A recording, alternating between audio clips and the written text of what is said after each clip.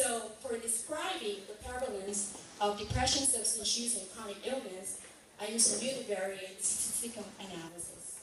For looking at the correlation, the difference between the prevalence of the Asians and Pacific Islanders, I use the bivariate analysis, looking at the correlation. And then, to find out the relationships between my variables and individual characteristics of my sample, I use the multiple regression cumulative model. This is a descriptive correlational research study. Next slide, please. So I found out the prevalence. There's 23.9% of my total population out of the 3,113. 23.9% were determined, scored by that PhD rate that they have depression. In addition to just identifying the depression, I layer them. Out of this depression, some are identified as having mild depression. So out of the 23.9%, some have mild depression, which is 6.5%. Some has moderate depression, which is 5%. And then some are moderate severe, 3%. Out of the 23.9%. Pacific Islander, or PI, are consistently higher than Asians. They scored 4.8% versus 2.7%. But there's no difference between the Pacific Islanders. When I divided the Asians into the layers of Filipinos, Japanese, and Chinese, shows that the Filipinos and Asians show the highest prevalence across the categories. The mild depression, the moderate, and the moderate severe. For substance use, they're layered to those who are not drinking, those who are doing binge drinker, and those who are heavy drinker. If you go on the National Behavioral Risk Factor Surveillance System website, you're going to get the definition of all of that layers. I'll be willing to give you the website later on. For heavy binge drinkers, it shows 6% of the population are heavy and binge drinkers. The PI versus the Asians, the PI has the highest for heavy and binge drinkers. And then when you layer it with the Asians, the Filipinos were the highest in heavy drinking only. And you could just make an assumption, why is that? Every time you have a result of your analysis, you always wonder, why is that? I want to find out why. And how can I help these people who are heavy drinkers? Overall alcohol drinkers, the Hawaiians' prevalence is 28.2%, and the Filipinos are 20%. Next slide. For substance use, which is smoking cigarette and drinking alcohol, again, it's layered to non-smoker, former smoker, and current smoker. Overall, 41% were cigarette smokers. Does Ugandan smoke? I don't see it at Uganda Christian University. You have to go outside. Anyway, overall 41% were cigarette smokers with 16% current smokers, and then 25% former smokers. Think about it, there are more former smokers than active smokers. I wonder why. Always, and we have a result, you always say, why? The current smokers, Pacific Islanders has more current smokers compared to Asians. And former smokers, there are more Asians than Pacific Islanders who are former smokers. And if you put a layer on that, for Asians only, the Japanese have a higher prevalence for former smokers. And I asked myself, why is that? And then I found out that the Japanese were highest in lung cancer prevalence. So it could be. You can only make an assumption. My research doesn't show the relationship with that. But I can only assume that the Japanese found out that their subgroups have higher prevalence of lung cancer, and they probably decided, I better stop smoking.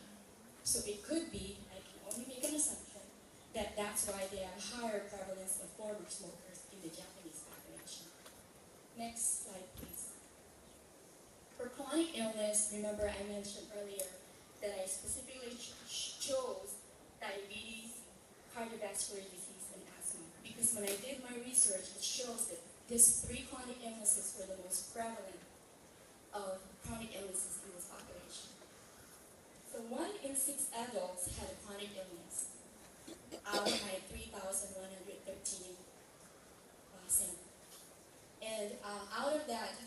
6% has cardiovascular disease, 7.7% has diabetes, and then for asthma, they have 9.8%.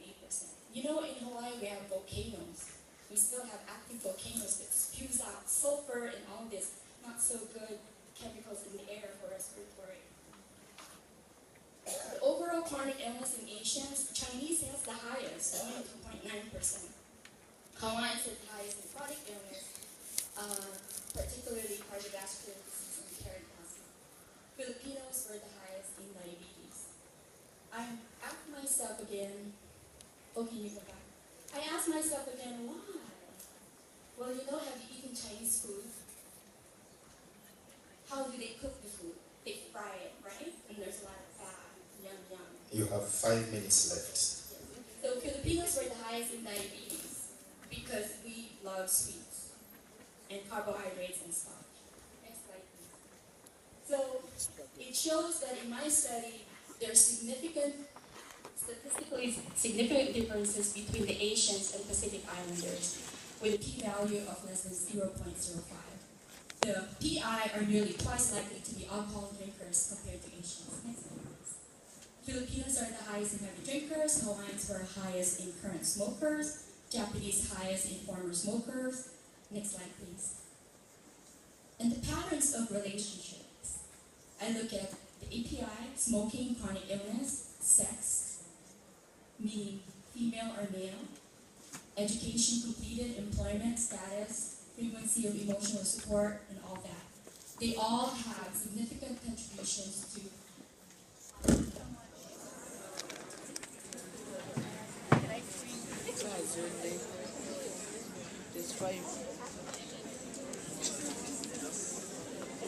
Okay, so I'm going to try to talk loud. But all of my characteristics have significant relationship with depression, meaning that if you had higher educational completion, like 4 years of college, that you are less likely to be depressed than those who have lower education. And those who are, the one thing I think I can skip to the emotional support.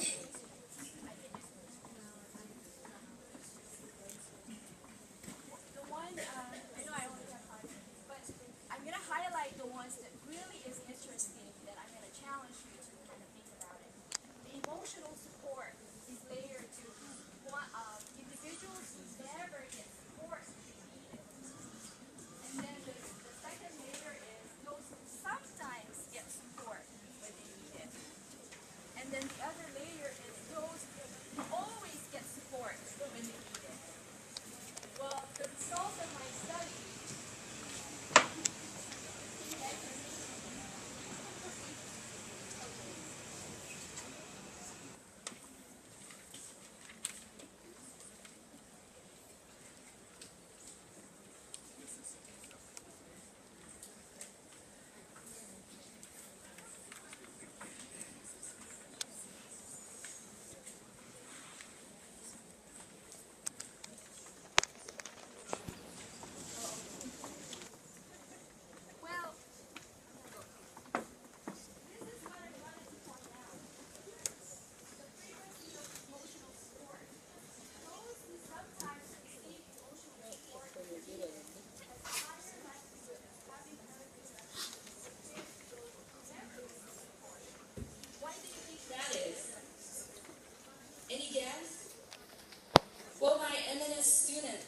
figured it out. Because if you're someone who never receives support when you need it the most, we never get it anyway, so what's the difference? It wouldn't matter to me. But those who are sometimes receiving emotional support when they need it, what are they doing? They're anticipating to get that support. And then when they don't get that support at that time, I would be depressed, like, I need your emotional support. And then you're not sure whether you're gonna get that support or not. And then you don't get it. How do you feel? You will be sad, and then if it happens all the time, you will be depressed. So it just shows that when you are providing emotional support that you need to be consistent.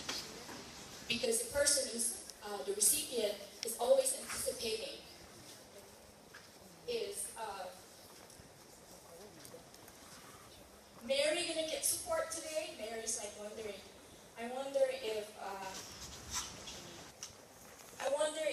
Kagan is gonna call me today to give me support. Then one time Kagan called Mary, oh, thank you Kagan, thank you support. And then the following you need the support again and you didn't get it. Well, how do you think you feel?